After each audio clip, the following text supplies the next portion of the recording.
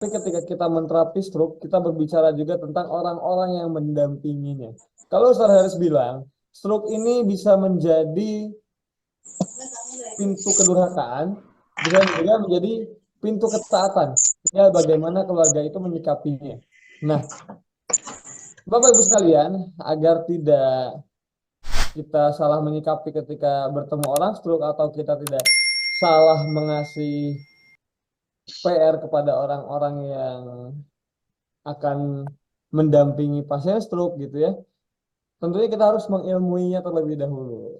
Dan juga kita harus mengenal gejala-gejalanya agar jangan sampai nanti ketika kita bertemu pasien, ketika kita bertemu atau ada di antara keluarga kita yang ternyata mereka memiliki gejala stroke, kita bisa melakukan pertolongan pertama atau melakukan pencegahan. Jangan sampai nanti dia terkena stroke-nya.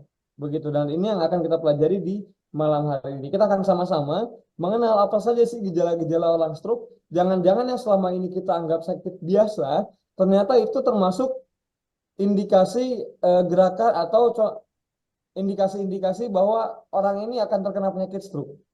Yang kita selama ini anggap hal-hal biasa, ternyata itu adalah indikasi terkena penyakit stroke. Nah, bagaimana ciri-cirinya begitu ya? Ini yang akan dibahas oleh suhu kita, oleh guru saya juga, guru kita semua, oleh Dr. Sentot Primadianto. Masya Allah. Dan beliau insya Allah sudah hadir, sudah siap mengisi materi di malam hari ini. Teman-teman juga insya Allah sudah siap ya untuk mengisi materi di malam hari ini. Ya. Siap ya? Oke, baik. Dr. Sentot sudah siap untuk Insya Allah, Bismillah. siap supaya waktunya panjang. Assalamualaikum warahmatullahi wabarakatuh. Waalaikumsalam Warahmatullahi wabarakatuh. warahmatullahi wabarakatuh. warahmatullahi wabarakatuh. Alhamdulillah, alhamdulillah wassalatu wassalamu ala Rasulillah wa ala alihi washabihi wa wala la haula wala quwata illa billah. Alhamdulillah, bahagia sekali di kesempatan malam hari ini saya bisa membersamai lagi ya kawan-kawan para pastor seluruh Indonesia. Alhamdulillah, ini sebuah kesyukuran. Mudah-mudahan hari ini kita bisa berkumpul sama-sama saling belajar karena hingga detik ini pun saya masih terus menggali keilmuan Pas Al-Kassaw ini, terutama dengan kasus-kasus yang dihadirkan di klinik atau di tempat terapi yang ada di tempat kami, gitu ya. Nah, Masya Allah ya, sebelum saya fokus nanti ke pembahasan masalah tanda-tanda stroke, gitu ya, beberapa saat ini ada sedikit kasus yang unik ya, unik. Dan ini nanti kemungkinan besar ada hubungannya dengan penyakit-penyakit yang akan muncul beberapa saat ke depan ya, bisa 1 bulan, 2 bulan, 1 tahun, 2 tahun ke depan. Ini sudah mulai tampak. Pertama yaitu adalah mulainya muncul kejadian-kejadian yang sudah saya sharekan di Facebook ya. Jadi saat ini di klinik saya full dengan penderita trombosit yang turun, gitu ya. Nah, trombosit yang turun itu tidak selalu demam berdarah, gitu ya. Tapi kalau sekarang seringkali dikaitkan dengan demam berdarah. Untuk menentukan sebuah kasus demam berdarah itu harus ada pemeriksaan lebih detail, gitu ya. Ada pemeriksaan lebih detail dan sebagainya. Hingga kita bisa menentukan demam berdarah atau bukan, gitu ya. Nah, artinya di klinik itu biasanya sebagai patokan juga di rumah sakit juga pasti tidak jauh berbeda, ya. Nyatanya betul karena klinik saya itu bukan klinik BPJS, jadi semuanya adalah pasien umum dan yang hadir itu rata-rata punya kartu BPJS tapi berobatnya ke tempat saya dan di rumah sakit dinyatakan penuh. Ini mirip-mirip dengan kasus-kasus 2 tahun yang lalu saat COVID ya. Cuman sekarang ini COVID tidak pernah dicek, ya, tapi kasus-kasus yang semisal itu muncul. Jadi batuk pilek mungkin bisa dirasakan ya kalau kita punya keluarga atau kita sendiri, batuk kok nggak selesai-selesai, nggak bisa selesai kurang dari 1 minggu, biasanya 1 minggu udah selesai, 3 hari selesai, ini bahkan berminggu-minggu bahkan sampai 1 bulan batuk ini masih terus Iya. berlanjut atau tenggorokannya masih tidak nyaman Kalau sampai sudah sholat, jadi 1 sholatnya udah bulan tidak. itu baru ini ya, baru merasa lebih nyaman tenggorokannya. Nah, kita harus mempersiapkan. 1 tahun yang lalu saya sempat waktu kita share-share gitu ya, sampaikan bahwasanya kita harus mempersiapkan diri para pastrooper dengan segala kemungkinan penyakit yang akan menghampiri gitu ya. Karena di Undang-Undang Omnibus Law yang pernah kita bahas ya, gitu, pernah kita bahas bahwasanya ada bagian-bagian part terakhir itu membahas detail tentang penanganan wabah, gitu ya. Jadi banyak undang-undang itu pasal-pasalnya. Undang-Undang Kesehatan di Indonesia ini Omnibus Law yang terbaru tahun 2023 di bulan Agustus banyak membahas tentang wabah, gitu ya. Nah, seringkali yang kita fokuskan wabah itu yang menular, gitu. Tapi faktanya sekarang ini banyak sekali penyakit-penyakit non wabah tapi mulai banyak bermunculan ya sejak masa pandemi itu masuk sampai berlalu gitu ya. Sekarang ini kalau nanti kawan-kawan bisa mencari data gitu ya, mencari data. Dulu waktu 2021 sampai 2022 itu masa-masa yang cukup mencekam ya, terutama di Indonesia, PPKM dan lain sebagainya. Setiap hari kita disuguhkan kabar meninggal tetangga, keluarga, ya orang-orang yang kita sayangi misalnya gitu ya, itu meninggal dan sebagainya, diumumkan dan sebagainya. Kalau dirunut sekarang gitu ya, nanti coba di cross check kan apa yang saya sampaikan ini, angka kematiannya malah lebih tinggi sekarang daripada waktu zaman dulu COVID di tahun 2021-2022. Nah, coba nanti dicek datanya ya, ini sebagai pembelajaran untuk kita. Kenapa? Nanti ini ada hubungannya dengan topik-topik yang akan kita bawakan, termasuk kita sebagai pastrooper, persiapannya di mana gitu ya. Nah, angka kematiannya cukup menanjak ya, justru sekarang lebih tinggi daripada masa-masa COVID. Cuman dulu semua penyakit kategorinya COVID, kalau sekarang sudah dipecah-pecah. Jadi pun COVID, ya enggak COVID karena tidak ada di swab ya. Kalau dulu kan sakit panu aja ya di swab COVID ya, misalnya gitu. Nah, jadi ini nanti akan ada konektivitas ya, ini akan ketemu nanti benang merahnya bahwasanya sekarang ini tidak hanya wabah penyakit menular, tapi juga angka kejadian-kejadian penyakit-penyakit metabolik yang menghampiri kita semua, gitu ya. Jadi kita perlu berjuang untuk bagaimana menyelamatkan minimal diri kita dan keluarga, dan bahkan kita luaskan ya untuk membantu saudara-saudara Muslim kita supaya tidak sampai ikut-ikutan untuk ya, ikut-ikutan sakit yang sebenarnya itu bisa kita selesaikan ya. Nah, untuk kasus-kasus yang metabolik ini luar biasa ya. Pernahkah kita berpikir bahwasannya semakin hari ya rumah sakit semakin banyak, kemudian dokter semakin banyak gitu ya, rumah sakit banyak, dokternya banyak, teknologi semakin canggih, namun yang terjadi adalah penyakit-penyakit itu tidak semakin turun, angka kejadiannya justru semakin meningkat dari tahun ke tahun. Contohnya saja, saya sudah sampaikan berulang-ulang, kasus TBC. Kasus TBC itu sejak 15 tahun lalu saya lulus dokter, berpraktek, sampai sekarang, Indonesia masih memegang teguh juara tropinya yang kedua seluruh dunia. Jadi kita itu penyumbang penyakit TBC terbesar seluruh dunia nomor 2, Indonesia gitu ya. Sejak 15 tahun lalu sampai sekarang. Mulai obat yang itu dijamin pemerintah sampai tidak dijamin itu ada semua. Sekarang semuanya dijamin pemerintah, tapi tetap angka kejadian TBC hingga detik ini Indonesia masih menjadi runner up untuk penderita TBC. Kemudian penyakit-penyakit yang dulu gitu ya, dulu kita memang yakini karena kita tidak tahu ya, karena kita tidak tahu bahwasanya seperti diabetes, penyakit darah tinggi, sakit jantung, apalagi stroke yang kita bahas hari ini, itu dinyatakan sudah tidak bisa sembuh, ya hanya minum obat terus menerus gitu ya, minum obat secara terus menerus. Nah, Sedangkan kita meyakini bahwasanya semua penyakit ada obatnya kecuali tua dan ajal, gitu ya.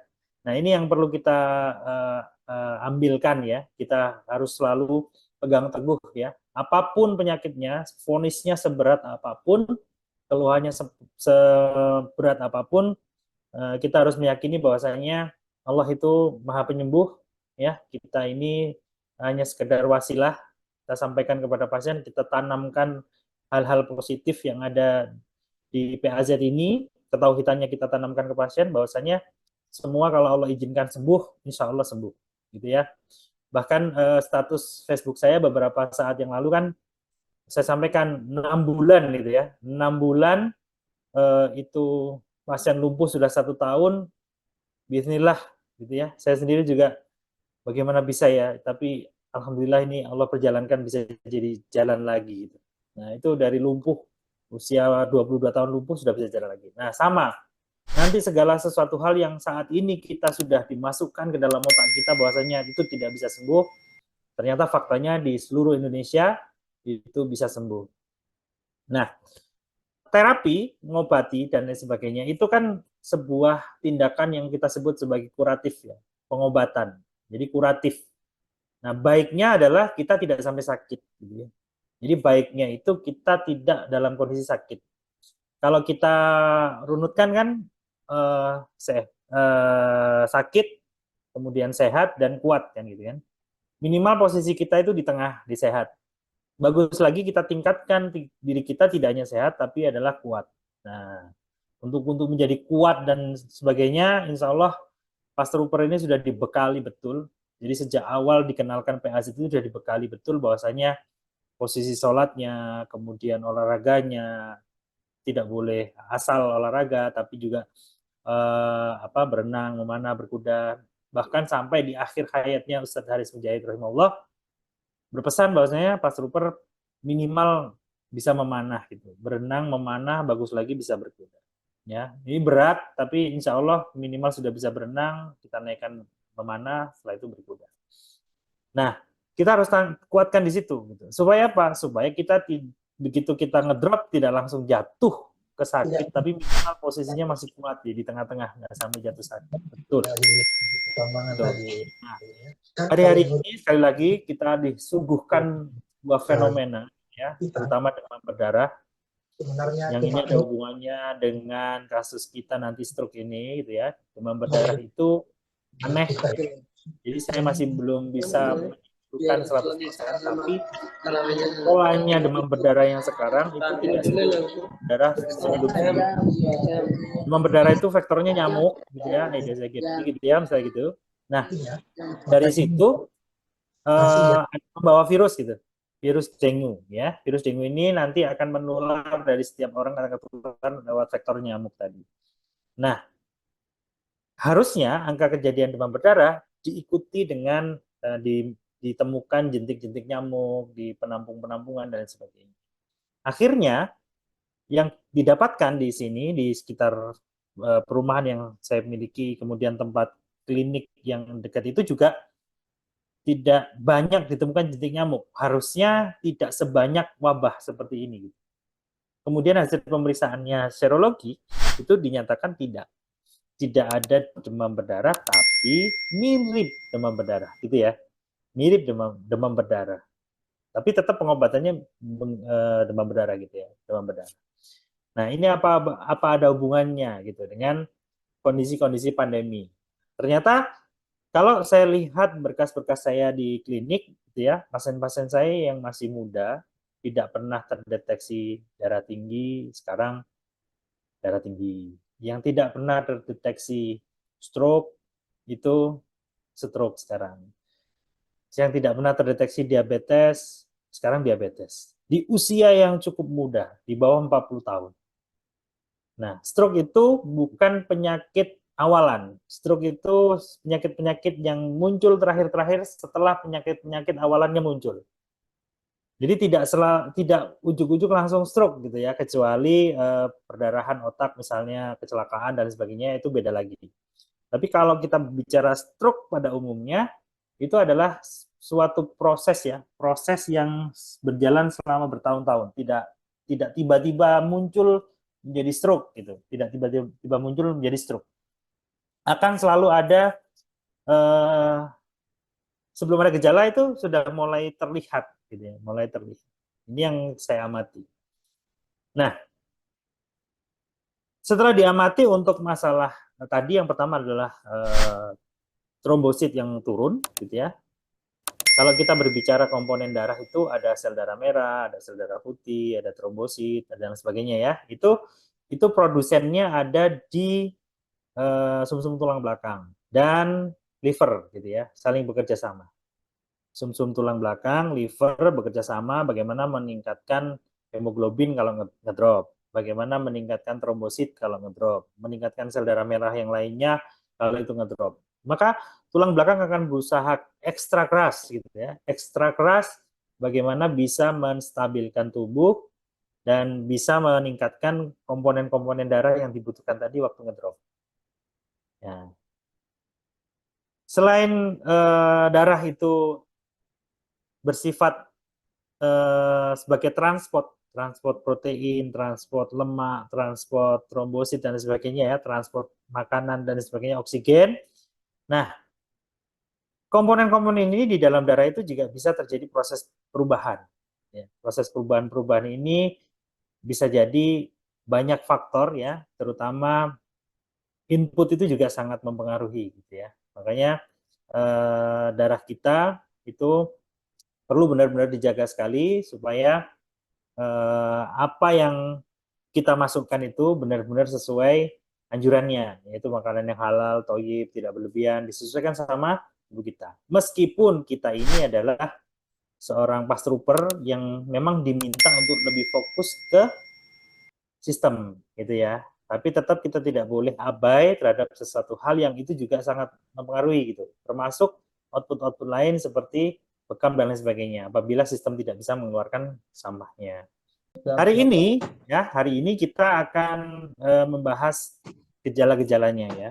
Sekali lagi hari ini saya ingin para pas trooper yang hadir di sini itu nanti bisa langsung mengenali gejala-gejala awal dari stroke ini agar segera bisa mengambil tindakan gitu ya. Agar segera mengambil tindakan dan tidak semakin parah gitu. Tidak semakin parah atau bahkan tidak sampai terjadi stroke yang selanjutnya gitu ya. Oke.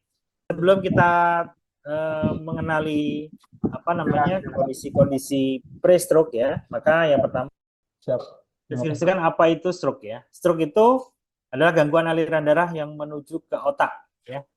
Gangguan aliran darah menuju ke otak karena gangguan ini mengakibatkan kurangnya suplai nutrisi ke otak, membuat kerusakan pada sel otak. Jadi otak kita itu selnya luar biasa, sangat banyak sekali gitu ya. Sangat banyak sekali, sangat miliaran gitu ya. Dan setiap dari posisi itu yang memerintahkan gitu ya. Jadi seperti kalau komputer itu CPU-nya gitu, CPU di kepala kita. Mulai dari memproses apapun, saraf yang kita pahami, yang kita perintahkan maupun yang tidak diperintahkan itu pusatnya di otak. Pusatnya di otak. Maka kerusakan pada otak itu akan mempengaruhi struktur, mempengaruhi organ yang lainnya gitu ya. Mungkin kalau Ustadz Haris nanti menyampaikan ibaratnya seperti baterai ya, baterai sebelah kanan, baterai sebelah kiri, nanti kalau di upgrading stroke ya, nanti akan didetailkan lagi. Itu kalau baterainya rusak ya otomatis kalau sepeda motor akinya rusak ya tidak bisa starter misalnya gitu ya. Mobil akinya rusak tidak bisa starter. Sama kalau otak kita itu terjadi kerusakan, nah kerusakan inilah yang nanti membuat gangguan-gangguan tubuh itu gitu. Kalau kita lihat ya data dari riset kesehatan dasar Kementerian Kesehatan ya 2018. Nah, 2023 ini saya cari kok belum ada datanya ya. 2023 ini belum ada. Kalau 2013 itu 7 dari 1.000 penduduk Indonesia itu kena stroke. 7 ya. Jadi setiap 1.000 penduduk 7-nya kena stroke. Ya. Kemudian di tahun 2018 data mereka adalah 10,9, 11 orang. Ya. Itu 2018. 2023 belum ada datanya, tapi saya yakin kenaikannya bisa sampai 15 dari 1.000 penduduk. Ya. Nah, ini baru stroke-nya. Padahal stroke itu seperti gunung es ya. Stroke itu gunung es, yang muncul itu di atas itu stroke.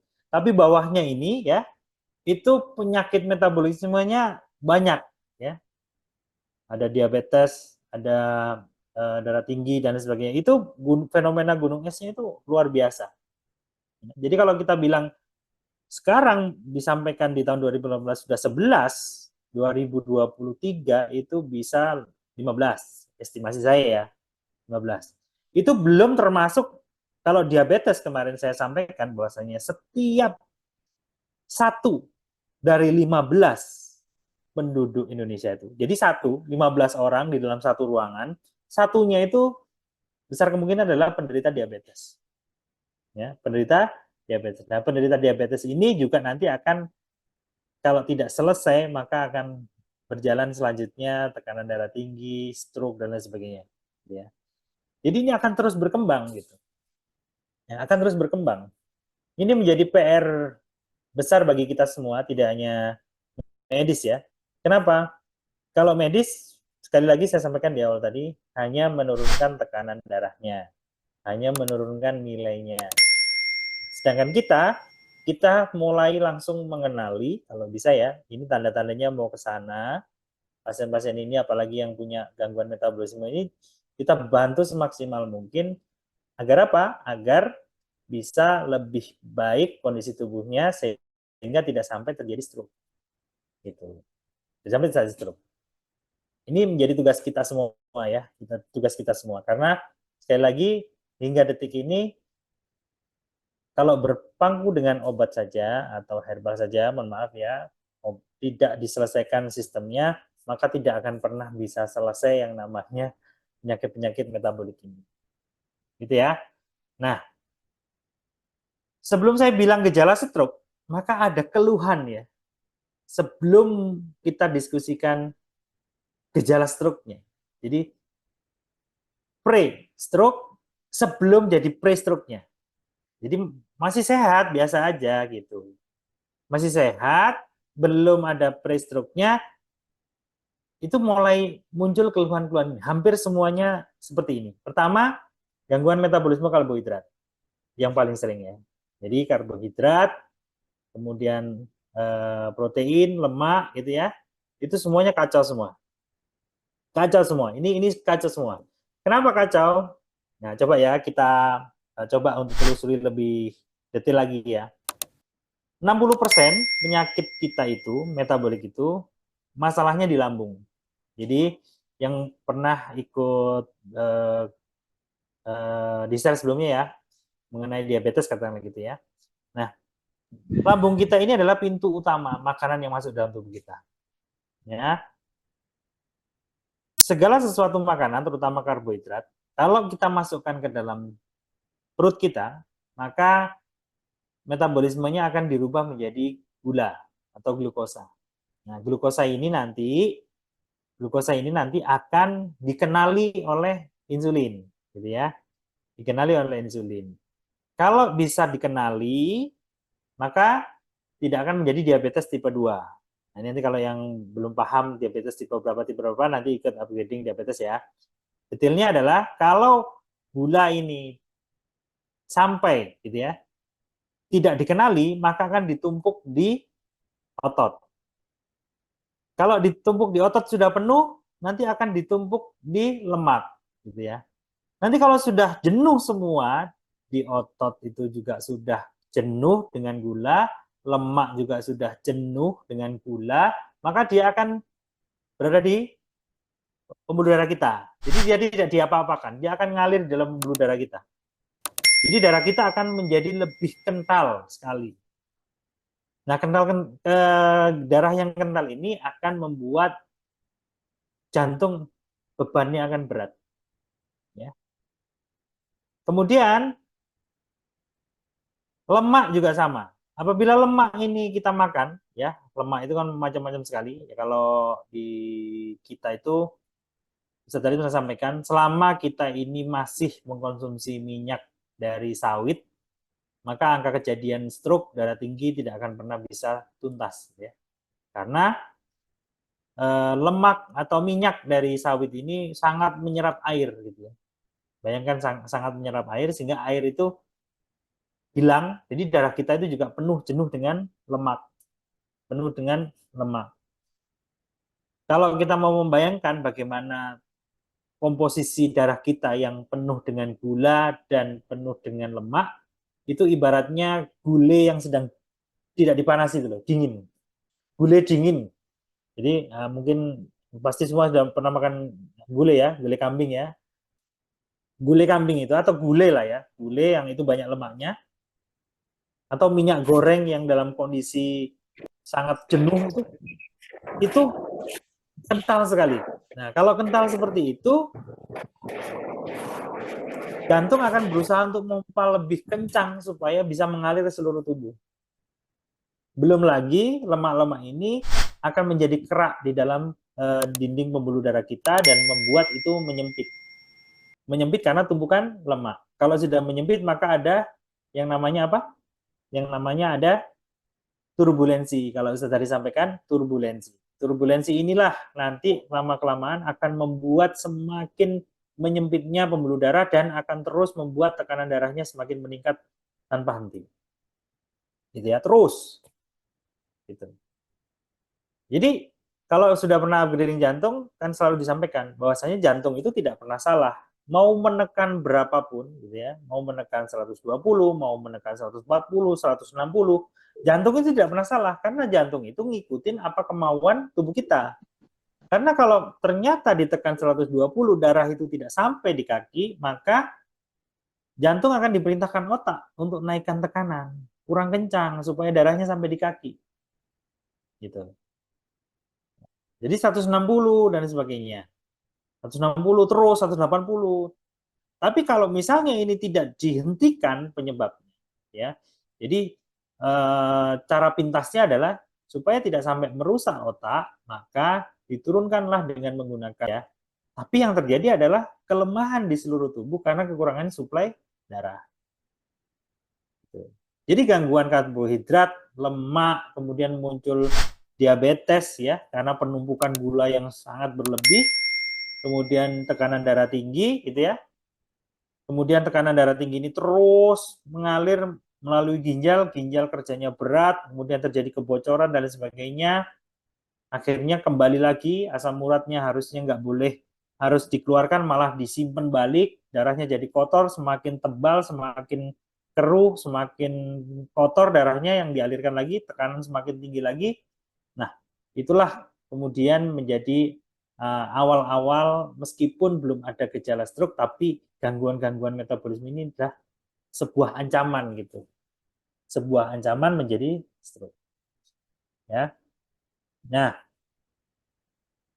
di situ saya tuliskan hipotensi itu juga berpengaruh ya. Jadi kalau kita mengenali darah tinggi kemudian stroke, darah rendah sama. Ya. Darah rendah juga sama. Karena intinya adalah poinnya adalah stroke itu adalah aliran darah yang tidak masuk ke dalam otak atau kurang sehingga selnya jadi rusak. Selnya jadi rusak seperti sawah yang irigasinya terganggu. Irigasinya terganggu, sawah irigasinya terganggu, kemudian padinya jadi menguning misalnya gitu ya. Belum waktunya menguning karena belum waktunya memang gitu. Kurang suplai air. Itu ibaratnya seperti itu. Itu juga bisa karena tekanan darah tinggi karena penyumbatan atau tidak mengalir gitu. Kurang, jantung kurang memompa yang kepala gitu. Nah, sehingga dengan kondisi-kondisi mau darah tinggi, mau tekanan darah rendah, kemudian gangguan ginjal dan lain sebagainya, maka sebelum gejala stroke itu keluhannya adalah sering sakit kepala. Sering sakit kepala. Bahkan vertigo. Nah, vertigo ini apabila suplainya masih terus ganggu terus gitu ya. Jadi sakit kepala bisa sebelah, bisa depan, bisa belakang, bisa berputar gitu ya, gangguan vestibuler ya. Meskipun vertigo ini tidak selalu serta-merta karena tekanan darah ya. Vertigo itu bisa juga karena kasus yang sepele. Misalnya apa? Telinganya itu ada kotoran yang menyumbat gitu ya, sehingga tekanan antara telinga kanan dan kiri berbeda, itu juga vertigo. Vertigo bisa. Ya, belum sarapan bisa. Belum sarapan ngedrop gulanya juga bisa vertigo. Nah, vertigo ini kalau sampai keluhan sakit kepala kemudian vertigo ini tidak terselesaikan, semakin tidak mengalirnya darah, gitu ya, maka ada yang namanya TIA, gitu ya. TIA ini bukan nama wanita ya, TIA gitu bukan ya. TIA itu transient ischemic attack ya, supaya nanti lebih mengenali ya. Jadi orangnya tiba-tiba pingsan. Pingsan ya, pingsan sesaat tidak sadar. Sesaat tidak sadar, kemudian kalau sadar itu seperti orang linglung. Saya di mana, saya tadi kenapa, dan seterusnya. Ya. Kalau ada kondisi-kondisi seperti ini, waspada. Nanti kalau ini tidak selesai, nanti akan berlanjut ini menjadi gejala stroke. Ya. Jadi saya sampaikan keluhan sebelum gejala stroke. Ya. Karena nanti akan saling mengikat ini, jadi akan saling berkaitan semua gitu. Seperti tadi saya sampaikan, stroke itu ibaratnya gunung es. Yang di atas itu adalah sebuah penampakannya stroke, tapi di bawahnya itu sangat banyak sekali yang menyokong untuk menjadi stroke gitu. Nah, kemudian sering emosional ya, emosinya meledak-meledak, temperamental gitu ya. Karena orang-orang yang temperamental ini hormonnya itu membuat orang marah itu tidak mungkin denyut jantungnya pelan. Orang marah itu denyut jantungnya pasti akan meningkat ya. Tekanannya akan sering meningkat. Maka kalau sering emosional, sering emosi yang meledak-ledak, sering temperamental yang tidak bisa kita ini kan, atau kecemasan berlebih. Jadi kecemasan berlebih itu juga, jadi cemas itu juga menghasilkan hormon-hormon yang jelek yang membuat denyut jantung itu juga meningkat. Ya, denyut jantung itu meningkat. Kalau ingin tahu rasanya berdeg-degan itu ya dikejar anjing, itu seperti itulah. Jadi kita enak-enak jalan dikejar anjing, debar-debar itu, atau kita sedang marah atau itu seperti itu. Seperti itu. Jadi sering-sering ada gangguan-gangguan emosi. Ya, gitu. Dan kemudian selanjutnya adalah kebas satu sisi. Tapi tidak menetap, sesekali aja kebas, terus nanti hilang, kebas lagi hilang. Ya. Dan ini semuanya saling mengikuti semua. Gangguan metabolisme karbohidrat, kemudian lemaknya juga. Nah, sebenarnya kalau kita amati penderita diabetes ya, penderita diabetes itu gulanya kan cenderung meningkat karena insulinnya tadi antara kurang keluar, tidak produksi, atau yang kedua produksi tapi tidak sensitif. Kita tidak bisa menyelesaikan itu akibat terlalu banyak over. Nah, maka yang perlu dilakukan oleh tubuh kita adalah karena gula ini sangat merusak pembuluh darah, maka lemak ini otomatis akan dinaikkan sama tubuh kita. Jadi kalau pembuluh darah kita penuh dengan gula, gula ini akan membuat peradangan-peradangan di pembuluh darah. Untuk menekan peradangan itu, diluncurkan lemak untuk menutup peradangan itu. Efeknya adalah peradangannya selesai, tapi lemaknya menutup dan menebal, yang disebut sebagai aterosklerosis. Nah, aterosklerosis, dindingnya menebal dan sebagainya, gampang rapuh, gampang perdarahan. Nah, jadi sekali lagi saya sampaikan, stroke tidak langsung stroke, tapi ada gejala awal. Sebelum ada gejala, sudah ada keluhan lagi. Ini selalu kita harus aware sama pasien-pasien yang hadir ya. Nah, semuanya ini diawali dari mana? Diawali dari gangguan lambung. Diawali dari mana? Gangguan lambung. Gangguan lambung itu kalau lambungnya tidak baik, maka tidak akan pernah bisa memproses karbohidrat dengan baik, tidak bisa mengenali karbohidrat, gula tidak bisa, asam amino tidak bisa, lemak itu juga susah untuk diolah dan lain sebagainya. Maka sekilas itu seperti sepele. Saya gangguan lambung, saya punya sakit lambung, saya sakit GERD dan sebagainya. Justru itulah pintu yang harus kita perbaiki. Ya, kita harus perbaiki di situ. Perbaiki apa? Perbaiki inputan kita. Kalau inputan tidak bisa diperbaiki, sistemnya harus dikuatkan. Sistemnya harus diperbaiki betul. Agar apa? Misalnya nanti sampah yang masuk, tubuh kita udah siap, bisa membuangnya. Tidak sampai membuat badan kita jadi sakit. Ya, tidak sampai membuat badan kita jadi sakit. Ya, gitu. Oke. Nah, sampai di sini insya Allah paham ya? Paham ya? Jadi stroke bukan penyakit yang tiba-tiba, tapi perjalanan panjang. Ya, kecuali adalah kecelakaan, accident, ya, kecelakaan, benturan otak dan lain sebagainya, itu gejala-gejala stroke yang trauma. Tapi kalau gejala stroke yang metabolik seperti ini, maka akan diawali dengan gangguan-gangguan. Jadi kalau ada pasien yang datang kemudian menyatakan gulanya tinggi dan lain sebagainya, kita harus tetap waspada, jangan sampai ini berlanjut, gitu ya, berlanjut. Waspada, jangan sampai berlanjut, gitu ya. Gula darahnya tinggi, itu penanda semua, bukan penyakit, itu penanda bahwasanya tubuh kita bermasalah. Kolesterolnya tinggi, itu juga penanda bahwa kita bermasalah. Ya. Kemudian ginjalnya ada masalah, asam uratnya tinggi dan sebagainya, itu semuanya penanda. Ini nanti ada masalah loh ya, kita harus selesaikan. Kalau selesai, nanti insya Allah keluhan-keluhan itu akan hilang dan tidak sampai menjadi gejala stroke atau bahkan stroke. Nah, sekarang stroke itu kita kenali itu ada dua. Ya, yang pertama adalah pecahnya pembuluh darah, yang kedua adalah menyempit sehingga aliran darahnya tidak cukup untuk mengaliri sel saraf yang ada di dalam otak. Nah, mana yang parah? Coba, yang kiri atau yang kanan ini? Mana yang parah? Yang kiri atau yang kanan? Kiri atau yang kanan? Coba. Kiri, kiri. Kiri, Betul. kiri. Betul. Yang kiri ya. Jadi Kiri, seringkali yang pecah pembuluh darah. betul. Ya, yang pecah pembuluh darah ini kalau tidak cepat penanganannya, ya, itu qadarullah ya, pasti qadarullah itu meninggal biasanya. Biasanya meninggal. Saya Ya. Tapi yang survive ada. Survive ada, keluhannya tidak bisa hilang 100% kalau pecah. Tapi kalau yang sebelah kanan ini, itu tadi, seperti halnya padi, tanaman padi yang airnya kurang. Kalau ini tidak ada air sama sekali, pecah hambiar benar-benar. Tapi ini masih ngalir, tapi masih kurang jumlahnya. Sehingga rusaknya itu tidak langsung masif gitu. Tidak langsung masif. Di sini nanti akan berbeda penanganan kalau di medis ya.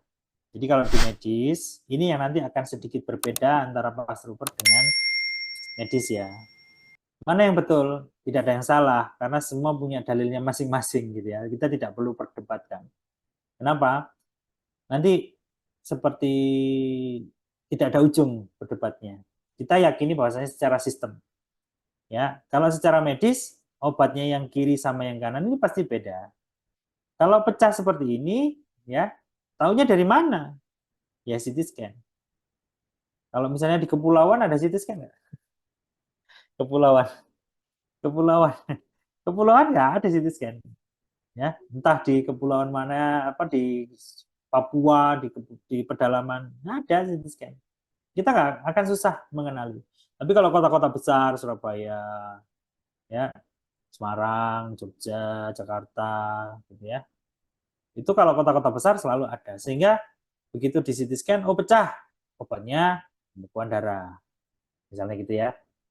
Kalau yang ini, oh ini menyempit, nyumbat, darahnya diencerkan.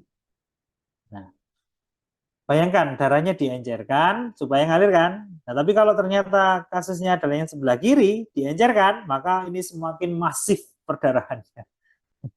Semakin rusak. Semakin rusak. Kenapa? Harusnya ini kan harus berhenti. Justru ini harus berhenti perdarahannya. Dikasih apa? Dikasih obat-obatan, biasanya dikasih obat-obatan untuk menghentikan perdarahan. Nah, kalau dikasih obat anti perdarahan ditaruh di sebelah sini, ini darahnya akan semakin kental, semakin beku, semakin nyumbat. Nah, makanya hati-hati untuk teman-teman medis ya yang mungkin hari ini menyimak gitu ya, hati-hati betul pemberiannya. Kenapa? Salah diagnosa antara ini kebalik, maka obatnya justru akan menambah parah kondisi. Gitu. Nah, seringkali yang datang ke tempat praktek kita itu ya, datangnya itu masih bisa jalan gitu. Tapi begitu kita turunkan tekanan darahnya justru semakin lemah. Justru semakin lemah. Kan datangnya normal bisa jalan.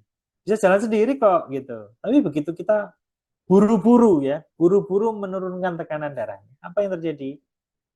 Justru aliran darah semakin tidak mengalir. Coba kita ambil kasus yang sebelah kanan ya. Coba. Sudah bertahun-tahun gitu ya, aliran darahnya ini sudah mulai terganggu. Kemudian suatu momen menyempit sekali sehingga ada satu bagian otak ini aliran darahnya tidak sampai. Maka otak akan memerintahkan jantung, halo, tolong dinaikkan ya itu tekanannya, jangan 160, aku nggak oleh darah, nggak dapat darah. 180, siap, 180 naik. Oh ternyata 180 ini sudah kemampuan jantung untuk memompa, sudah nggak bisa lagi 200 gitu kan. Tapi masih bisa jalan dengan keluhan pre-stroke, katakan nanti yang setelah ini kita akan bahas ya, pre-stroke atau keluhan stroke di awal. Nah ini kalau sudah seperti ini, biasanya mulai keluhan-keluhan itu muncul, tapi jantung sudah maksimal itu. Nah, begitu kita manipulasi tekanan darahnya, lalu turunkan ya, turunkan, jangan 180, udah 130 aja, 140 aja. Apa yang terjadi? Otak yang tadinya bisa dapat suplai, malah justru kekurangan suplai darah. Yang terjadi, otaknya malah kekurangan suplai dan akhirnya selnya semakin rusak. Tanaman di sini, tanaman padinya semakin kekurangan nutrisi, sehingga akan semakin rusak, gitu ya. Nah, ini sering kali kita dapetin, masuknya ke rumah sakit masih bisa jalan kok, pulangnya malah pakai kursi roda gitu misalnya gitu ya. Nah, bisa jadi kondisinya seperti itu. Nah, kalau yang ini, yang sebelah kiri yang hemoragik gitu ya, perdarahan biasanya langsung kehilangan kesadaran, langsung tiba-tiba pingsan, bahkan ngorok ya, tahu ngorok ya, jadi nggak sadar sampai ngorok dan sebagainya, dan itu sudah pecah kemana-mana kalau sampai ini tidak gagal dalam penanganan, tidak bisa diselesaikan perdarahannya, maka bisa jadi ini menjadi salah satu penyebab kematian, ya. Nah, jadi di medis itu berpikirnya seperti itu. Nah, bagaimana dengan PAZ? Nah, di medis pun juga punya golden period ya. Golden period itu 6 jam. Period rata-rata itu 6 jam. Kalau 6 jam ini tidak segera diselesaikan, maka biasanya keluhannya itu di selnya itu akan menetap, tidak bisa 100%. Jadi di PAZ insya Allah tidak seperti itu pemahamannya. Nanti insya Allah kalau kita melihat luka ya, luka itu tubuh kita itu sebenarnya sudah punya cara untuk menyelesaikan sendiri meskipun kita tidak melakukan apapun, dengan catatan sistemnya berjalan. Ya, luka apapun ya, mau lukanya itu kegores, lukanya itu kena benda tajam dan sebagainya, ya, insya Allah tubuh kita punya cara untuk menyelesaikan luka itu. Hanya luka, patah tulang, kalau sistemnya berjalan dengan baik, patah tulang itu dibiarkan akan tetap nyambung. Dengan catatan sistemnya berjalan dengan baik ya. Ya, prosesnya mulai dari peradangan patah dan sebagainya semua itu berjalan dengan baik, tubuh kita itu bisa merecovery. Ya, patah tulang itu bisa gandeng meskipun tidak dilakukan apapun. Cuman kalau kita tidak intervensi, tidak meluruskan posisi yang patah, maka yang terjadi adalah nyambungnya dalam posisi yang miring. Nah, itu yang tidak diinginkan. Makanya kan ada operasi, ada metode sangkal putung dan lain sebagainya, semuanya bisa asalkan dengan keilmuan yang baik, insya Allah tetap bisa lurus meskipun tidak dioperasi. Karena tubuh kita sama, otak kita itu kalau terjadi perlukaan dan lain sebagainya, itu masih tetap bisa recovery. Hanya begitu recovery, maka dia seperti kertas putih yang baru, tidak ada memorinya. Maka kita perlu mengisi memorinya. Makanya nanti ada di upgrading stroke itu neurokinetik dan lain sebagainya. Itu tujuannya untuk mengisi, ya, untuk mengisi memori yang hilang karena rusak tadi. Ini ada memori baru, kita harus mengisinya. Kita harus mengisinya. Itu kalau bagaimana terus kalau sudah berlanjut gitu ya. Itu tadi sejak awal kita udah tahu ini gangguan metabolisme, gulanya naik dan sebagainya. Terus kemudian muncul keluhan dan kita tidak aware, akhirnya langsunglah tadi kejadian 2 itu. Nah, membedakannya begini. Ya. Gejala stroke yang muncul ya, itu bisa dibedakan ya. Pertama tadi ya, kalau itu perdarahan, jadi ada sebelum pecahnya itu ya, sebelum pecah bias gitu ya, belum pecah, itu sakit kepala yang sangat luar biasa. Sakit kepala yang luar biasa di kepala bagian depan, atas maupun belakang ya. Jadi intinya sebelum pecah benar itu tidak bisa dibayangkan lah pusingnya itu. Sakit luar biasa karena tekanan di kepala. Nah, itu kalau pecah ya. Tapi kalau itu tidak segera diselesaikan, maka benar-benar sudah pecah ambiar sudah. Kemudian kelemahan di wajah, ya, di tangan, di kaki, satu sisi, ya. Nah, kemudian kabur pandangan, ya, kabur pandangan, karena tekanan tadi ya, perdarahan tadi, tekanan itu sampai menekan ke saraf mata, itu pandangan bisa kabur. Kemudian jelas kehilangan keseimbangan, ya, dan kesadaran, ya, kesadaran. Jadi kalau ini stroke gitu ya jelas nanti kan pasti keluarga ditanyain ya, ini awalnya bagaimana dan sebagainya gitu ya. Nah biasanya kalau ini memang merasakan pusing dan sebagainya gitu. Kalau yang iskemik atau penyumbatan tadi ya, tidak sampai pecah, itu kelemahan aja. Jadi rasanya itu bertahap, tidak berat sekali. Jadi ya kalau pusing ya pusing bisa ditahan, kemudian tebal ya, lemah, itu satu bagian ya. Terus linglung ya, linglung juga, kemudian mulai miring-miring ya, mulai miring. Nah, miring ini tidak selalu stroke juga, karena ada beberapa pasien itu yang datang itu, "Dok, saya stroke." Ternyata Bell's palsy. Beda lagi kasusnya. Beda lagi ya antara Bell's palsy sama stroke. Kalau Bell's palsy saraf kejepit aja gitu ya. Jadi penyelesaiannya saraf kejepitnya hilang, insya Allah selesai gitu ya. Karena untuk Bell's palsy ini Ustaz Haris cepet banget itu nyelesainnya. Jadi pernah ada dulu Pak Super itu main-main dengan titik sentuh di leher ya, dipakai mainan itu loh, pakai mainan di lehernya, akhirnya terus kemudian sarafnya kena kejepit, mungkinnya stroke, stroke apa, Bell's palsy. Jadi satunya nggak bisa gerak. Kemudian sama lapor Ustaz Haris, ini diapain? Habis mainan titik sentuh di leher. Jadi dipakai mainan tuh dipakai bercanda gitu. Nah, sama Ustaz Haris langsung diselesaikan. Saat itu juga, alhamdulillah, Bell's palsy-nya langsung kembali, nggak jadi kena Bell's palsy. Tapi kena denda. Pas rupernya kena denda 2 kambing. Beli kambing untuk dibagi ke kawan-kawannya. Ya, karena mainan titik sentuh di leher, hati-hati ya. Jadi titik sentuh di leher, hati-hati ya.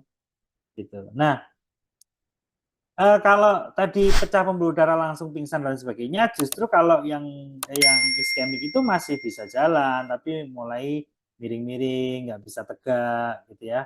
Kemudian koordinasinya sudah mulai terganggu, satu sisi ya, satu sisi mual, gitu ya, mual, muntah dan sebagainya itu masih muncul. Kenapa kok mual, muntah? Tadi nyeri yang muncul tidak hanya stroke ya. Kalau kita semua diberikan rasa nyeri, maka kita akan cenderung menghadapinya dengan stres ya. Stres itu akan memicu lambung kita untuk memproduksi asam lambung gitu ya. Asam lambung, sekali lagi, asam lambung bukan penyakit. Asam lambung itu produk tubuh kita. Jangan disalahkan ya. Asam lambung itu mulai dalam kandungan itu ada di dalam lambung, jangan diotak-atik. Sekali lagi, jangan diotak-atik yang namanya asam lambung itu. Netralkan itu juga hindari. Kalau terpaksa boleh, misalnya perda asam lambung ya dikonsumsi seperti waktu puasa kemarin kan iklannya sangat gencar itu. Tapi sekali lagi tadi ya, kalau kita bermudah-mudahan merubah komposisi yang ada di dalam lambung, maka lambung kita akan susah mengenali jenis karbohidrat tadi, protein, kemudian lemak dan sebagainya, sehingga terjadi salah baca. Kalau sudah salah baca, maka tubuh kita akan salah mengolahnya. Kalau salah mengolahnya, maka yang terjadi tadi, gangguan metabolisme yang akan muncul. Nah, maka tugas kita yang tadi ya, mengenali gejala awalnya. Gejala awalnya itu adalah fenomena yang ada di bawahnya stroke ini. Gunung esnya ini kita selesaikan, ya. Jadi kalau asam lambung sering-sering dinetralkan, sekali lagi teman-teman, para pastrooper ya, asam lambung ini jangan mudah-mudah kita menetralkan asam lambung. Karena ini salah satu bagian poin penting dari tubuh kita untuk bisa mengenali apa yang kita makan. Jangan sampai mudah-mudah dalam menetralkan asam lambung. Jika pun nanti ada gangguan lambung, pasti masalahnya bukan dari asam lambungnya. Kenapa? Asam lambungnya itu bukan orang asing di dalam tubuh kita. Asam lambung itu akan berada di dalam tubuh kita mulai dari kita lahir sampai dikubur. Itu produk tubuh kita. Maka jangan dinetralkan. Ada fungsinya. Kalau sampai keluar dan lain sebagainya, berarti tubuh kita yang masalah. Ya. Nah,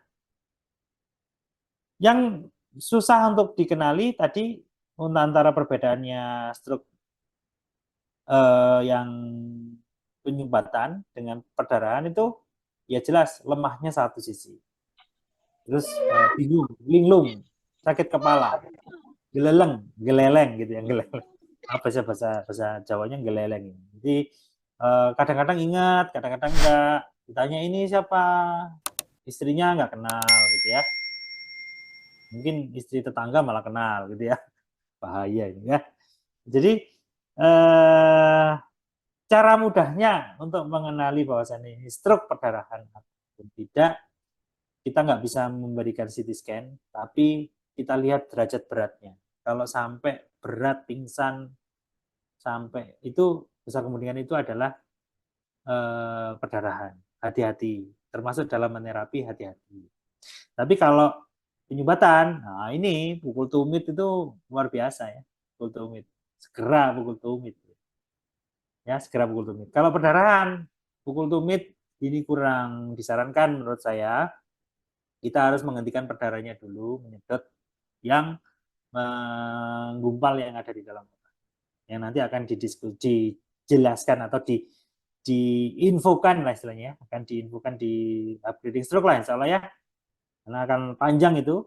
Intinya hari ini saya ingin mengingatkan kepada para pastrooper bahwasanya sekali lagi ya, stroke itu bukan penyakit yang tiba-tiba muncul stroke, tapi ada awal muawalnya, ada awalannya. Nah, ini kita para pastrooper itu hari-hari sudah menghadapinya, terutama di gangguan lambung.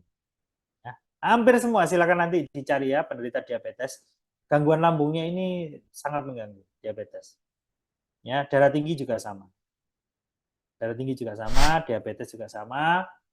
Gangguan ginjal juga sama. Ya, coba kalau gangguan ginjal, tanya pasien yang gangguan ginjal, yang ginjalnya sudah mulai bermasalah. Pasti keluhan mual itu akan selalu ada. Kalau kita netralkan asam lambungnya, maka nutrisi yang dimasukkan semakin dibaca ngawur oleh tubuh kita. Nah, kalau sudah ngawur seperti itu, maka tubuh kita tidak akan sempat bisa merecovery sel-sel yang rusak, mau itu di dalam pembuluh darah, mau itu di dalam organ, mau itu di dalam otak dan sebagainya, itu tidak akan bisa direcovery dengan maksimal. Ya, jadi pastrooper menyelesaikannya mulai dari hulu ke hilir. Ya, kalau misalnya nanti terdapat kasus stroke, jangan hanya fokus ke stroke-nya, tapi kita harus melihat penyakit-penyakit lainnya. Penyakit-penyakit lainnya itu dilihat apakah ada diabetesnya, apakah ada darah tingginya, ya. Kemudian adakah gangguan lambungnya. Yang ini menjadi makanannya pastrooper sehari-hari nih, ya. hari-hari Pak Trooper akan mendapati kasus-kasus yang gangguan-gangguan lambung yang ini sebagai pintu pembuka penyakit-penyakit metabolisme, termasuk salah satunya adalah stroke. Gitu ya. Nah, kurang lebih itu materi tentang pengenalan tanda-tanda serangan stroke. Ya, untuk penanganannya ditajamkan ya, nanti ditajamkan.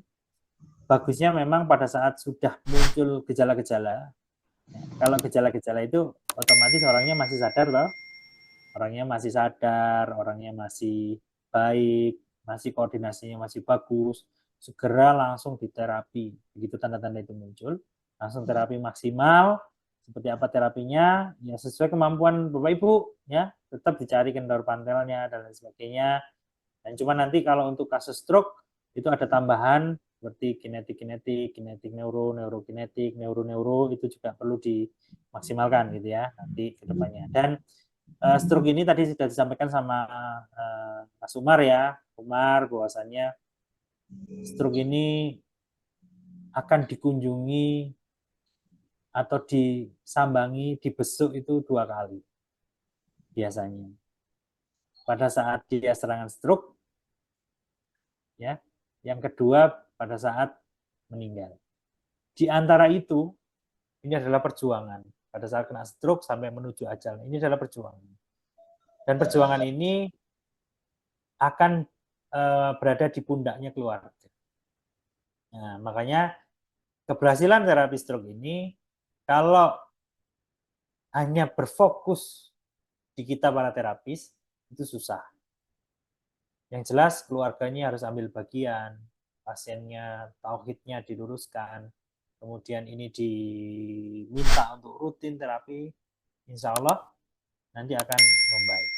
Dan biasanya ya para pastrooper ini termasuk saya juga ya, diuji ya, misalnya stroke gitu ya. Seperti orang tua saya itu sekarang masih stroke ya, masih stroke usianya 70 sekarang 2024, 74 sekarang ya. Stroke-nya 4 tahun yang lalu. 4 tahun yang lalu stroke serangan kelima.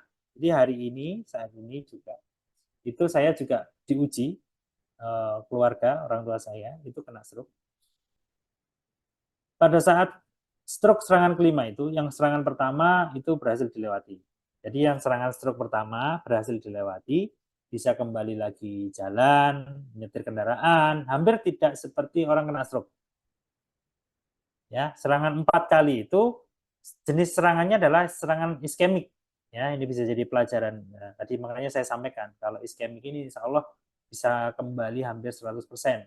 Karena ini terjadi di orang tua saya. Ya, serangan kedua juga begitu, ya, pelat. Ini apa? Tahu pelat ya? Ini ngomongnya nggak jelas, pelo, jalannya nyeret dan sebagainya. Kemudian kembali seperti sedia kala, bisa nyetir, bisa naik motor, bisa nyupir. Serangan ketiga, serangan keempat, semuanya jenisnya adalah iskemik. Nah, qadarullah di tahun 2020 itu dihadirkan kondisi stroke yang hemoragik atau berdarah.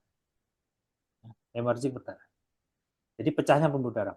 Pusing sekali luar biasa, tidak bisa duduk, ya, ngompol, tidak bisa ngomong, ya, ngomong tidak bisa. Jadi jangankan berdiri jalan, duduk aja jatuh, nggak bisa menahan badan.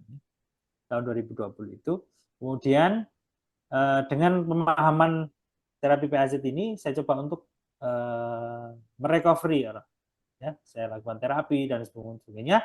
Alhamdulillah tidak sampai 1 tahun sudah mulai bisa berjalan, namun menggunakan tongkat. Jadi 1 tahun itu sudah bisa dalam 1 tahun itu bisa mandiri lah jalan menggunakan tongkat. Qadarullah pada saat berpegangan sebuah kursi, ini kursi melorot sehingga orang tua saya jatuh dan patah tulang yang mengakibatkan tidak bisa dilakukan terapi selama beberapa bulan selanjutnya. Hari ini masih terus berjuang bagaimana bisa mandiri, tapi sudah belum, ya, Allah belum izinkan orang tua saya ini bisa mandiri seperti sebelum jatuh. Dan tadi saya di awal sebutkan, emosional dan temperamentalnya ini itu masih terus terbawa, ya. Jadi belum bisa menyelesaikan masalah emosi dan lain sebagainya, yang akhirnya juga mempersulit kondisi ini untuk mendapatkan kesembuhan. Makanya saya masukkan tadi bahwasanya, saya pelajari kasus-kasus yang hadir di klinik atau di tempat terapi saya adalah orang yang cenderung mengikhlaskan, cenderung meridhokan, kemudian benar-benar pasrah sama Allah, bahwasanya menerima apa yang sudah ditakdirkan dan kemudian berusaha untuk fight, ya, berusaha untuk terapi, untuk berusaha untuk, insya Allah banyak yang kembali normal seperti sedia. Cuman memang yang data yang saya miliki adalah yang hemoragik ini tidak bisa 100%, belum, ya, belum bisa 100% seperti sedia kala. Tapi kalau yang iskemik, insya Allah seperti tidak pernah sakit stroke. Begitu. Ya, mudah-mudahan bisa dipahami kawan-kawan, menjadikan tambahan. Nanti insya Allah biasanya akan dihadirkan ini kasusnya. Nggak lama setelah ngobrol-ngobrol ini akan dihadirkan kasusnya sebenarnya. Gitu. Lah hilang lah. Nah, baik, saya cukupkan materi saya. Terima kasih. Saya kembalikan ke Umar. Assalamualaikum warahmatullahi wabarakatuh.